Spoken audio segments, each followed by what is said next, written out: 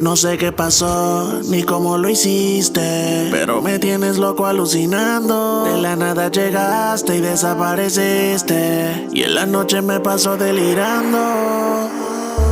No sé qué me hiciste, tal vez fue un hechizo. Lo único que hago es imaginar y cuando yo te toco y me deslizo dentro de tu cuerpo en la intimidad. No sé qué me hiciste, tal vez fue un hechizo. Lo único que hago es imaginar y cuando yo te toco y me deslizo dentro de tu cuerpo en la intimidad. Tú me hiciste brujería y eso que yo no sabía, que terminaría siendo mía, aunque solo fue una sola vez.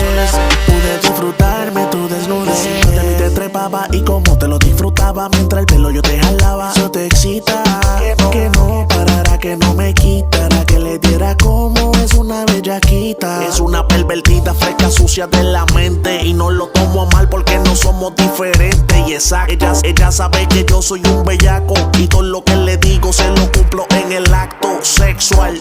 Pierna para arriba, boca para abajo, y le fascina cuando lentamente se lo encajo. Le agarro la cintura, la aprieto poco a poco. Sabes que soy el mejor, que a ti te trabajo. No sé qué me hiciste, tal vez fue un hechizo. Lo único que hago es imaginar y cuando yo te toco y me deslizo dentro de tu cuerpo en la intimidad. No sé qué me hiciste, tal vez fue un hechizo. Lo único que hago es imaginar y cuando yo te toco y me deslizo dentro de tu cuerpo en la intimidad. Yo sé que no eres fácil, pero tampoco difícil. Sabes muy bien que tienes que admitir que conozco todo tu cuerpo, por eso es que me busca mi baby. Me llama en la noche si le da frío, o si quieres sentir su cuerpo el mío. Yo no se lo voy a negar, por eso me dejo llevar. Me llama y yo le contesto.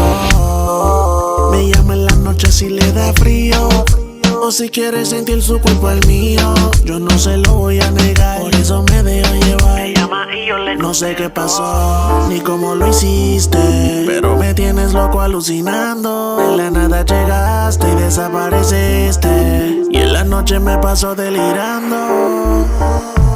No sé qué me hiciste, tal vez fue un hechizo. Lo único que hago es imaginar y cuando yo te toco y me deslizo dentro de tu cuerpo en la intimidad.